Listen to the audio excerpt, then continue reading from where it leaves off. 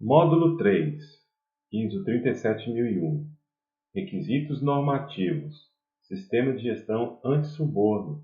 Capítulos 1, 2, 3, 4, 5 e 6. Diretrizes iniciais da 37001. Então, a norma, o escopo normativo da 37001 relaciona-se a especificar orientações para ser um sistema de gestão antissuborno que pode ser implementado de forma independente ou integrado. Ele aborda o suborno nos setores público, privado, sem fins lucrativos, pela organização e outros, e é aplicável apenas à questão de suborno. Por outro lado, a norma ela mantém requisitos que são aplicáveis a todos os tipos de organizações. No item 2, ela não tem referências normativas e os termos e definições nós vimos no módulo 1. Então, todas as informações, características com a terminologia adotada 37001, espero que esteja claro para você. Mas se tiver dúvida, novamente reforço a possibilidade de você mandar as dúvidas através do nosso canal.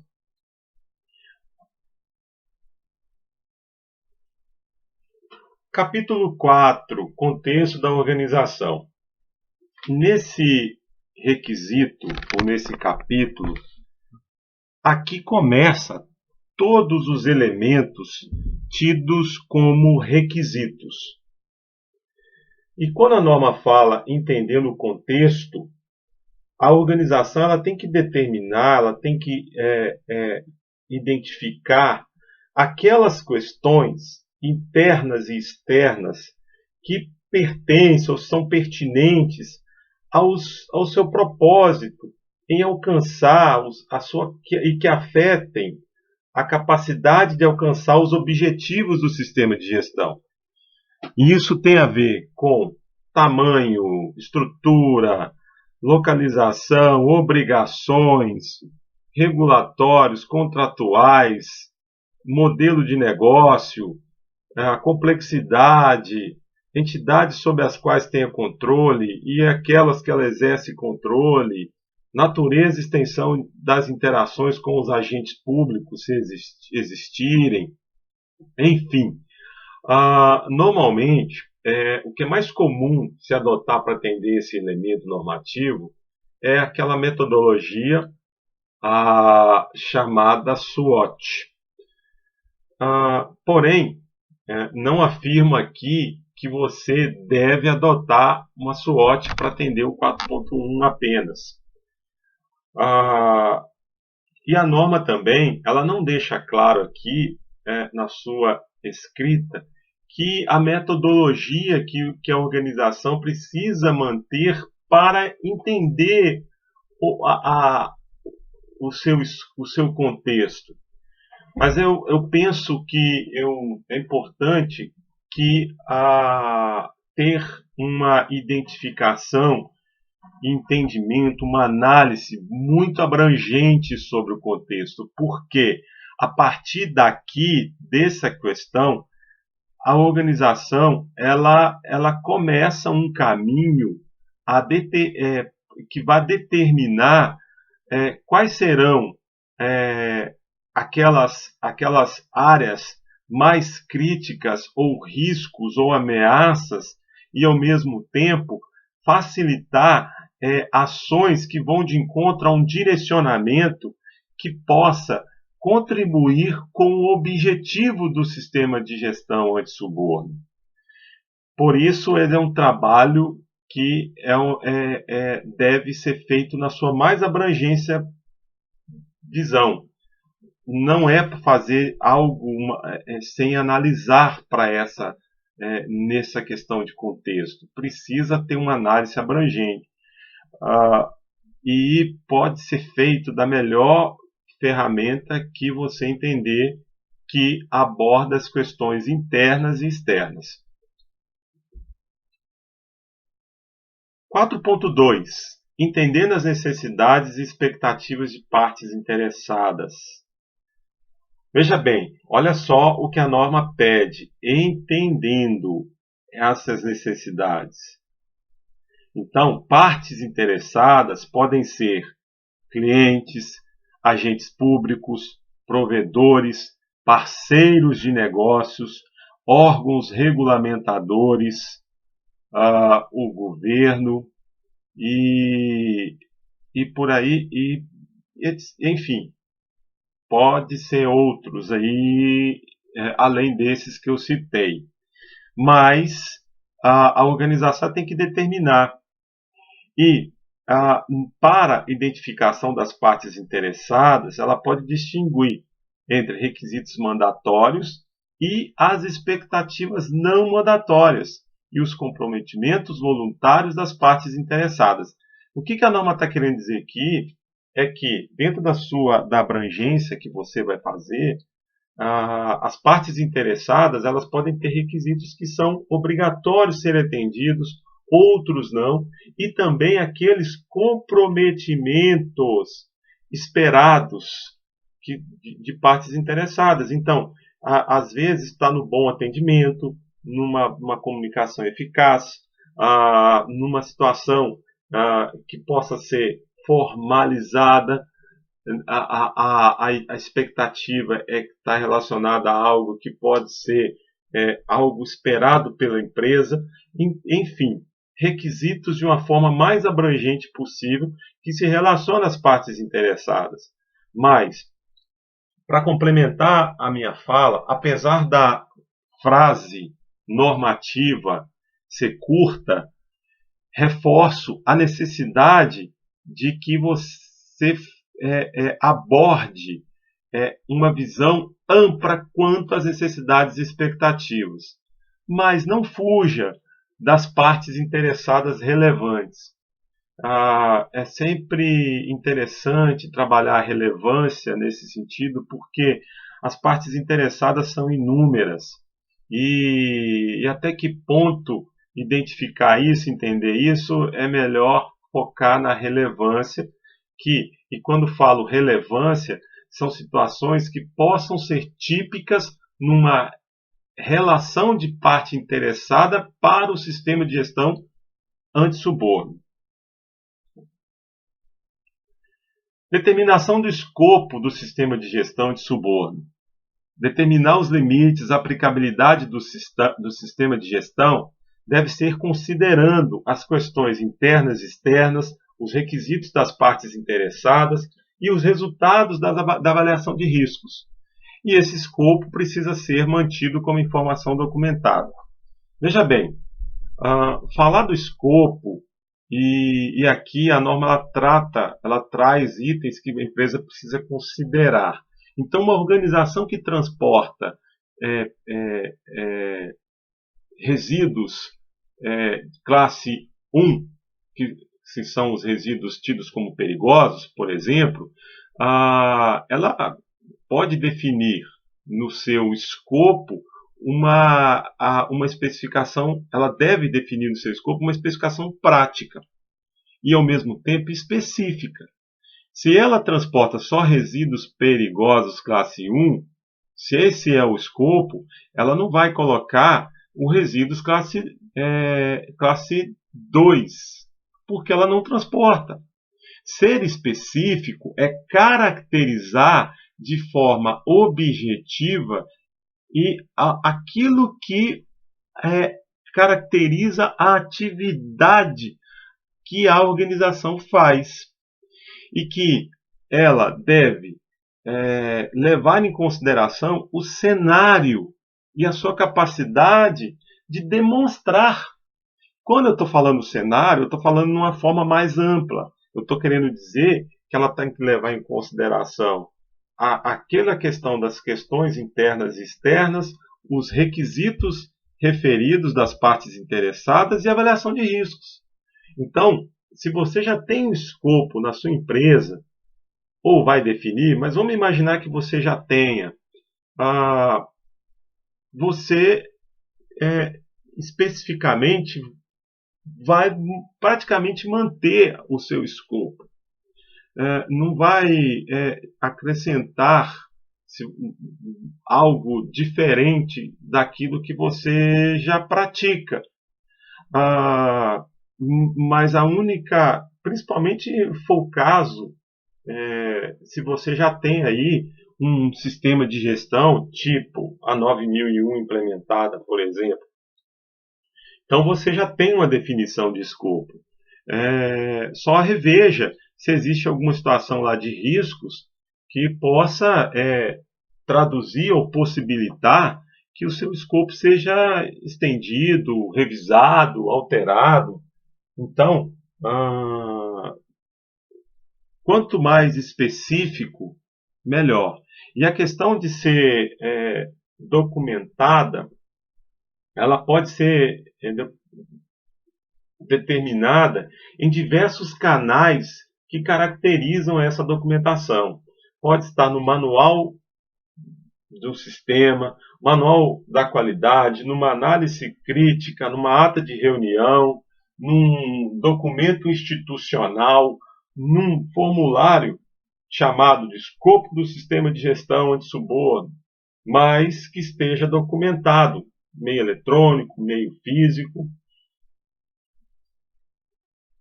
Item 4.4, o sistema de gestão antissuborno.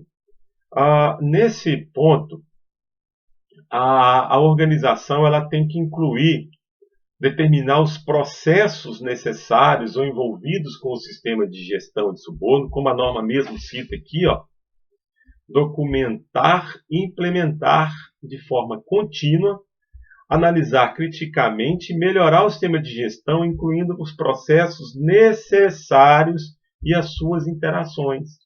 Então aqui é como se fosse aquele famoso esquema de interação de processos, onde você tem os processos, as áreas típicas da organização. Então vou citar algumas.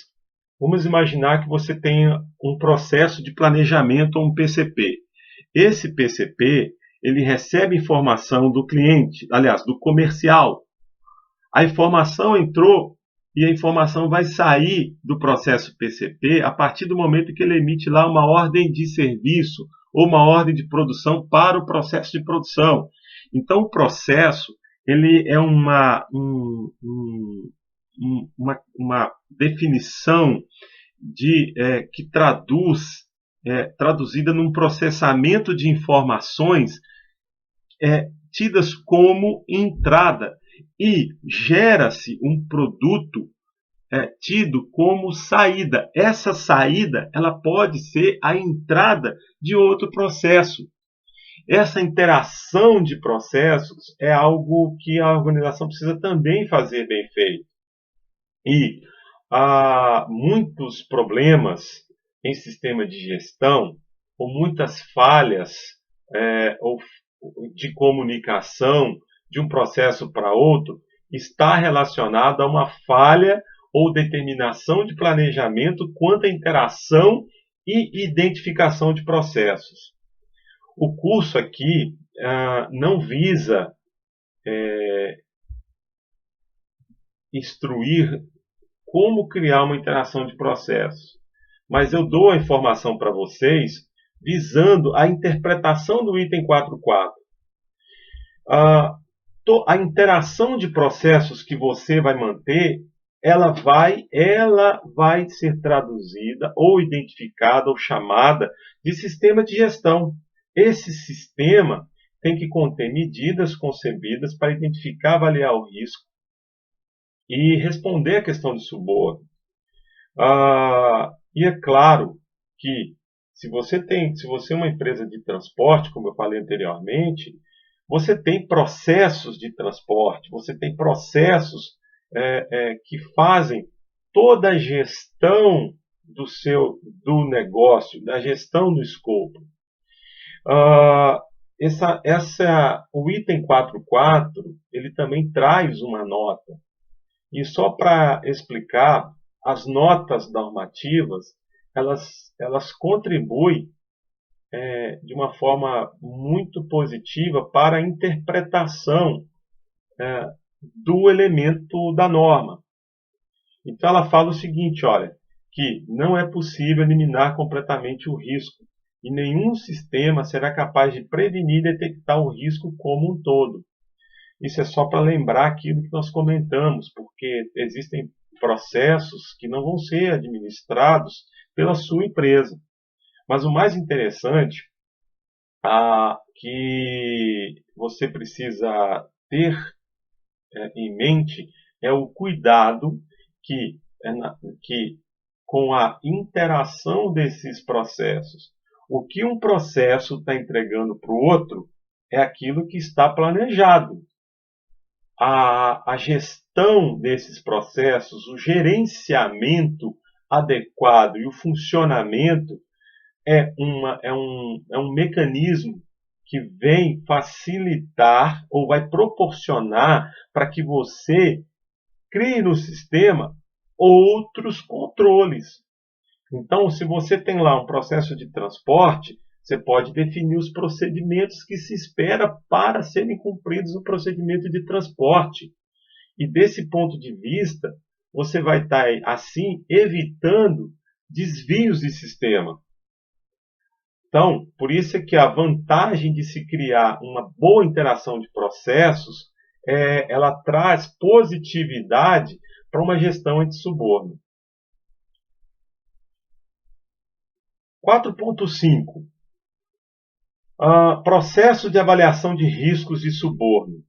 Então, agora vamos começar a falar bem mais de risco. Que a organização ela deve realizar regularmente o processo de avaliação. Então, para começar, riscos, efeito de incerteza. Então, eu separei no nosso material, como material complementar do curso, vocês têm um arquivo que existe com vários exemplos de consequência / risco. O que eu estou querendo dizer aí? As frases no arquivo elas estão encaminhadas para que você possa utilizá-las dentro do seu processo de avaliação. Até então, a norma aqui ela está incentivando a que seja focado os riscos que se relacionam ao sistema. E por isso é que identificar essa identificação de riscos, ela tem que, espera-se que ela antecipe de forma razoável todas as situações que possam caracterizar alguma situação de suborno. E a organização ela tem que avaliar, priorizar os riscos de suborno identificados, avaliar a adequação e eficácia dos controles existentes para mitigar os riscos de suborno avaliados. O que é isso? Todos os riscos eles precisam serem analisados e, ao mesmo tempo, manter algum tipo de controle.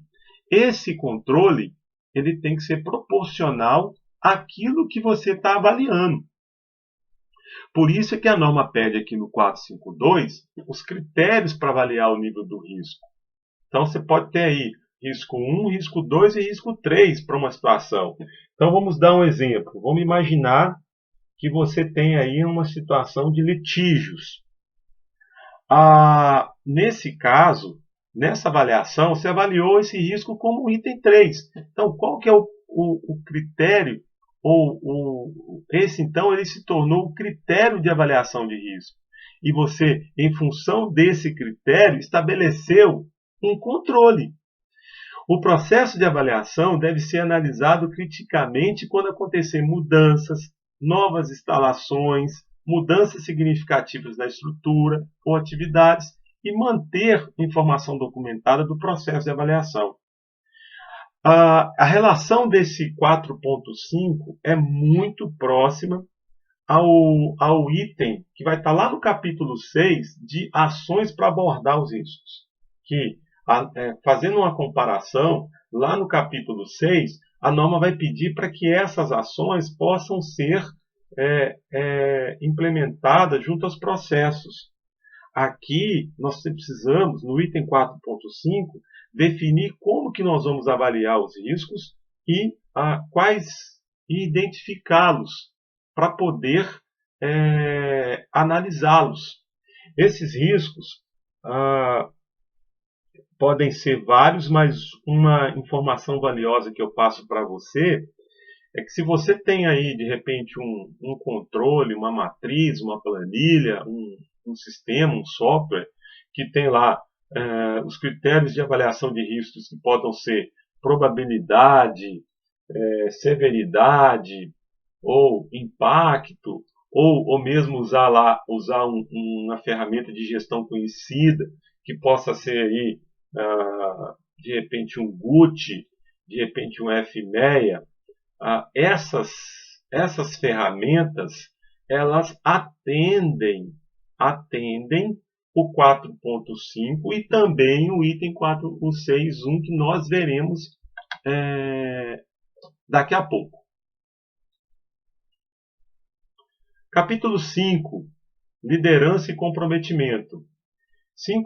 5.1.1. Veja bem, órgão diretivo. A norma ressalta responsabilidades para esse órgão. Só que, quando esse órgão não existe, porque a norma em momento algum vai falar que esse órgão é obrigatório ser existente numa organização. Quando ele não existe, as responsabilidades ou atividades devem ser realizadas pela alta direção. E quais são elas? Primeiro, aprovar a política de suborno. Daqui a pouco eu vou explicar para você todos os critérios envolvidos com política e vou reforçar o conceito de política. Assegurar a estratégia e a política, o alinhamento entre elas. Receber e analisar criticamente informações sobre o conteúdo e a operação do sistema. Requerer que os recursos estejam alocados e atribuídos. Por que a norma está falando em requerer aqui? Porque é como se fosse numa estrutura hierárquica. O órgão diretivo, ele é um conselho administrador. E abaixo do conselho vem um administrador, ou a alta direção, ou o representante desse órgão diretivo. Exercer razoável supervisão sobre a implementação do sistema pela alta direção e eficácia. A norma ela deixa claro aqui esse razoável supervisão, porque a alta direção ela tem muito mais atividades. Não estou afirmando aqui a gravidade ou o nível de responsabilidade. Estou falando que o órgão diretivo ele tem uma função que ela é nobre, ela não é uma atividade operacional. Nós temos requisitos na norma que são tidos como operacionais. E a função, a atividade de um órgão diretivo, ele se relaciona a uma questão de direcionamento, de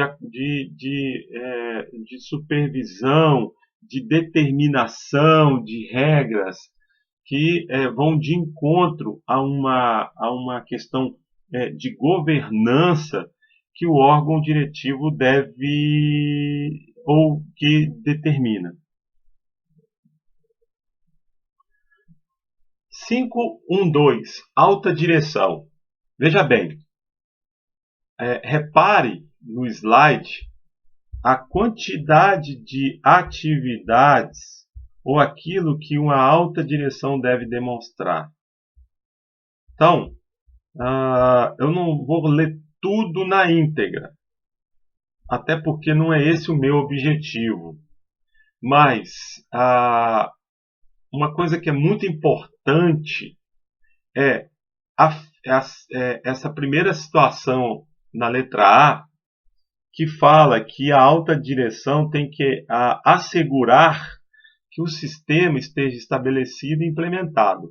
Essa terminologia assegurar, ela é algo que remete a uma complexidade.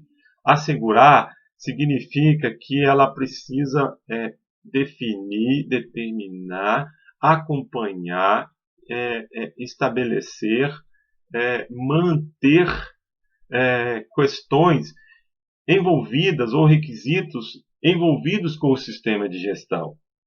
Depois, essa questão de alinhamentos dos requisitos junto aos processos, a questão da disponibilização de recursos, assegurar a comunicação, assegurar essa questão do alcance dos objetivos determinados, apoiar o pessoal, promover a cultura, a melhoria contínua, encorajar o uso de procedimentos que sejam para a conformidade do sistema, ao mesmo tempo, aqueles procedimentos que fazem com que as pessoas relatem preocupações ou suspeitas de suborno.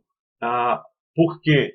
Para poder desenvolver e analisar de forma antecipada situações que possam ser tidas como críticas.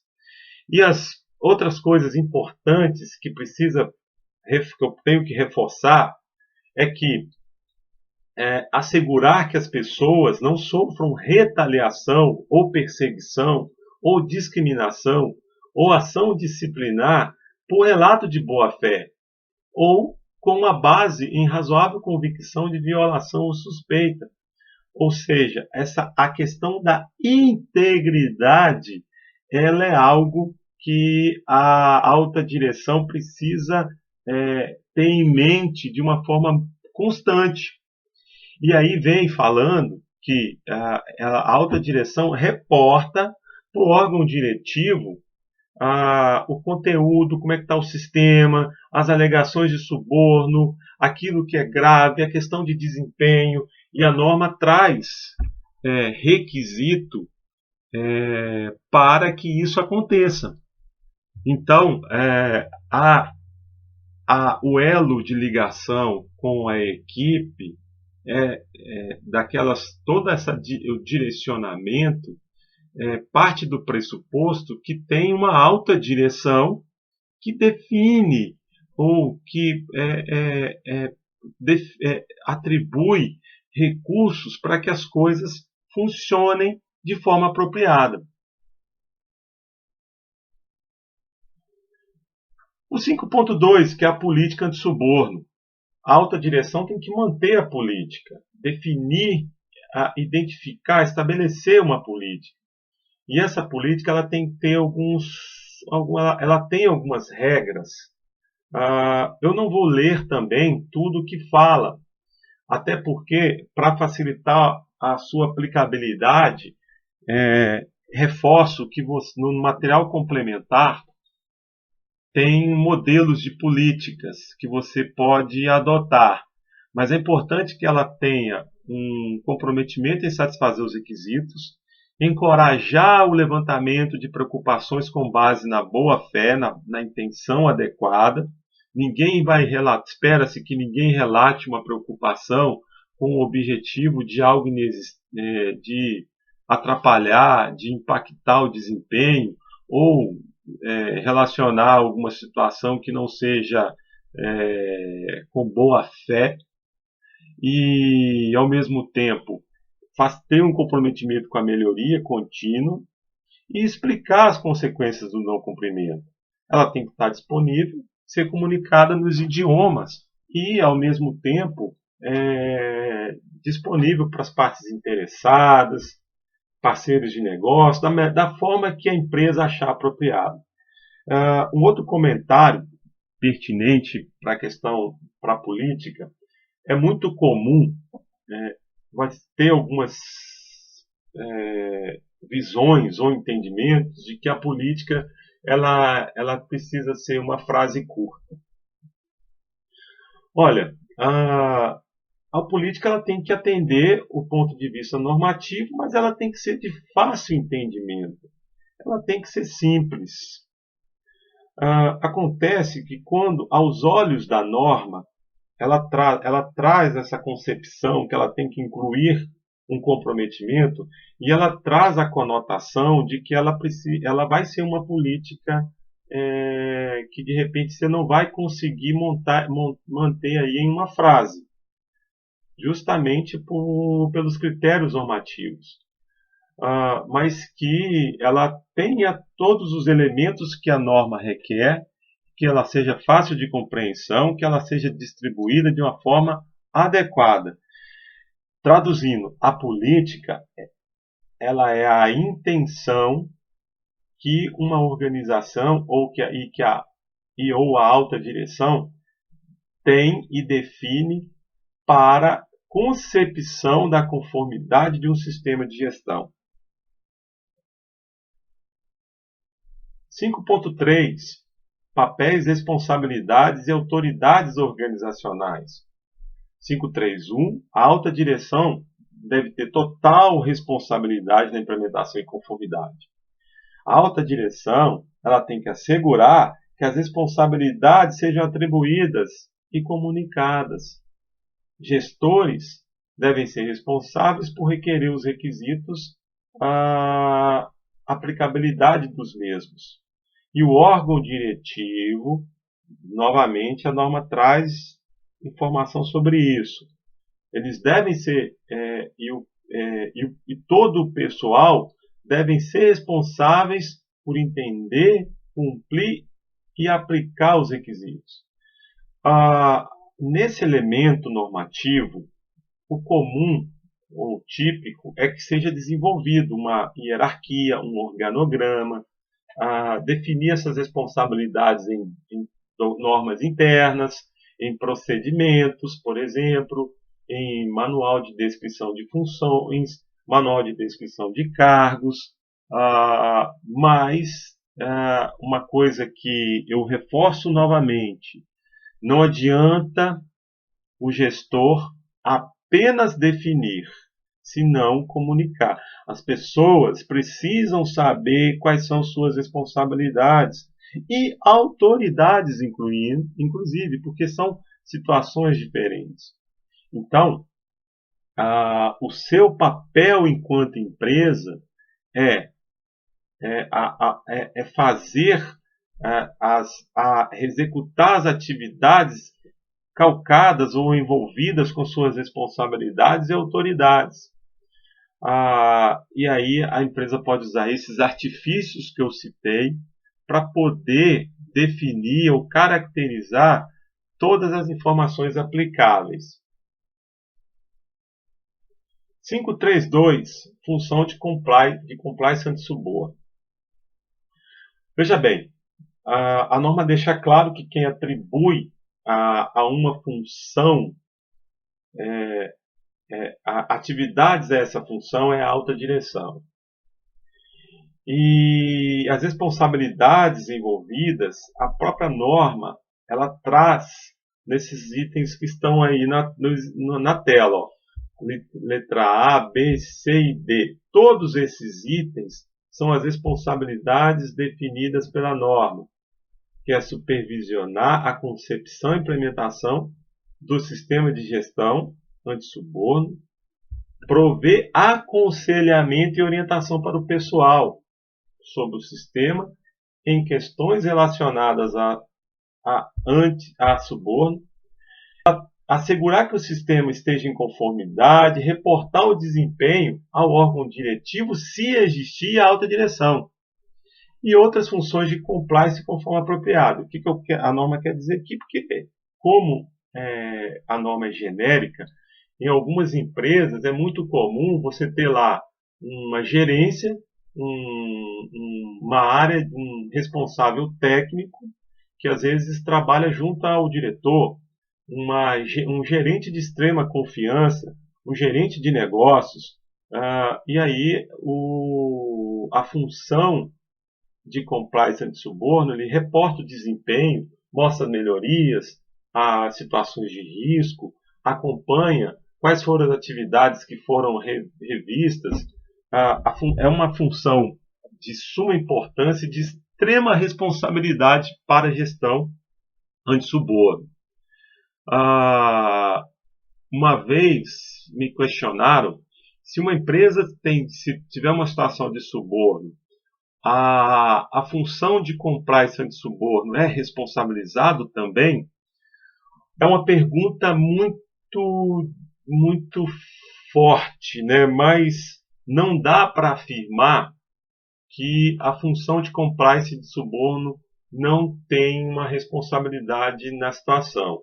Porque a norma define aqui, essa questão de supervisionar a concepção e a implementação. Então, olhe, perceba a gravidade ou o nível de importância que tem a função de compliance anti-suborno para o sistema de gestão. Já que supervisiona, alguma coisa falhou. Então, uma situação que tem que ficar atenta. Por isso que lá e nos módulos anteriores eu citei para você perfis que eu entendo ser aplicáveis para que o profissional responsável ou a função de compliance anti-suborno possa desempenhar bem o seu papel. A função deve ser provida de recursos e bem atribuída às pessoas que tenham competência, autoridade e independência apropriada. Guarde essa palavra com uma forma com muito cuidado. Independência apropriada. Ela deve ter acesso direto e imediato ao órgão e à alta direção. Ela pode atribuir funções às pessoas externas. Nesse caso, a alta direção tem que assegurar que esse pessoal específico tenha responsabilidade e autoridade sobre aquelas partes de função. Enfim, é uma função importante e que precisa ser determinada com esses cuidados e focada nas responsabilidades que a própria norma prega. Tomada de decisão delegada, 533. Veja bem, estamos falando aqui de liderança. Estamos no capítulo da liderança, do líder. E o que a norma pede? Isso eu quero que você guarde bem, porque a tomada de decisão delegada ela é como se fosse um controle para o sistema de gestão. Onde a alta direção delegar para o pessoal a autoridade para tomar decisões em relação às quais existe mais do que um baixo risco de suborno, a organização deve estabelecer e manter um processo de tomada de decisão ou conjunto de controles que requeira que o processo de decisão e o nível de autoridade do tomador de decisão seja apropriado e livre de conflito de interesse, seja lá qual for, real ou potencial. O que é isso? Vou te dar um exemplo. Vamos imaginar que o diretor ele precisa manter ele tem que gerar uma procuração para um gerente administrativo. Ele está fazendo nesse momento uma tomada de decisão delegada. Ele não é necessariamente uma isenção, mas existem aí, às vezes, um risco. E nesse caso, porque é uma tomada de decisão que não vai ser feita diretamente pelo diretor, mas foi feito de alguém. Só que a alta direção ela tem que assegurar que esses processos sejam periodicamente analisados como parte de seu papel e responsabilidade para a implementação e a conformidade do sistema de gestão anti-suborno. Na tomada de decisão delegada, ela não exime a alta direção e o órgão diretivo, se existir, de suas obrigações e responsabilidades. É só caracteriza que existe um processo e esse processo está bem definido. 6.1. Ações para abordar riscos e oportunidades. Aqui a organização ela tem que considerar as questões lá no 4.1. O 4.1 é o contexto. Os requisitos requeridos em 4.2, que são as partes interessadas, e os riscos identificados em 4.5, que é a avaliação de riscos. E as oportunidades para melhoria que precisam ser abordados para garantir que alcance objetivos, a prevenção, redução de efeitos indesejáveis, atendimento à política, melhoria de eficácia, alcançar a melhoria contínua. Veja bem, reforço para você que nos materiais complementares do curso existe um arquivo com vários exemplos de riscos e consequências que você pode adotar. Mas interpretando e outra informação, antes que eu continue falando somente da norma, também tem um arquivo chamado de Matriz de Risco e Oportunidades. Nesse documento que eu estou colocando para você, você vai perceber que está sendo adotado um confronto de informações a partir do momento que você fez uma avaliação e classificação do risco. Ali foi adotado uma questão que vai de encontro àqueles itens de uma SWOT. Mas você pode utilizar uma matriz de riscos e oportunidades que tenham aí as variáveis envolvidas com probabilidade, severidade, impacto, um GUT, usar um FMEA. Aqui, no item 6.1, por se tratar de ações, reforço para você, ações para abordar os riscos. Então, aqui estamos focando, a norma está focando no plano de ação ou nas ações estabelecidas para abordar todos os riscos que foram identificados. E eu quero que você perceba que o que vai fazer uma grande diferença para o sistema é exatamente essa parte envolvida com a identificação dos riscos. Nesse ponto, é importante que isso seja feito com detalhe. Então, quando você for identificar os riscos ou explicar, ressalte que precisa ter uma análise com uma maior abrangência, porque os riscos mais abrangentes vão proporcionar a definição dos controles anti-suborno. E aí que está a grande, posso chamar de virtude para o sistema de gestão de suborno. A identificação e ações para abordar esses riscos e oportunidades vão possibilitar fazer um sistema mais eficaz. 6.2. Objetivos anti-suborno e planejamento para alcançar. Estabelecer objetivos do sistema nos níveis e funções pertinentes que sejam mensuráveis, comunicados, atualizados, manter a informação documentada e que esses objetivos se relacionem a um plano de ação, porque precisam ser alcançados. Então, reforço também que deixei no material complementar exemplos de objetivos, mas não quero aqui afirmar que o que está lá são os melhores, porque vai de encontro ao contexto da organização. Mas vamos citar alguns. Vamos imaginar que você definiu como objetivo que você quer influenciar todos os provedores de, um, do, de, um, de prestação de serviços com ações de conscientização anti-suborno até dezembro de 2000 e por aí vai. O que você está querendo fazer? Definir um objetivo, definir uma meta, definir o prazo. É importante definir uma meta aqui, até mesmo para traduzir o conceito de meta. Veja bem, M vem de mensurável, E de execuível, T de temporal e A de alcançável.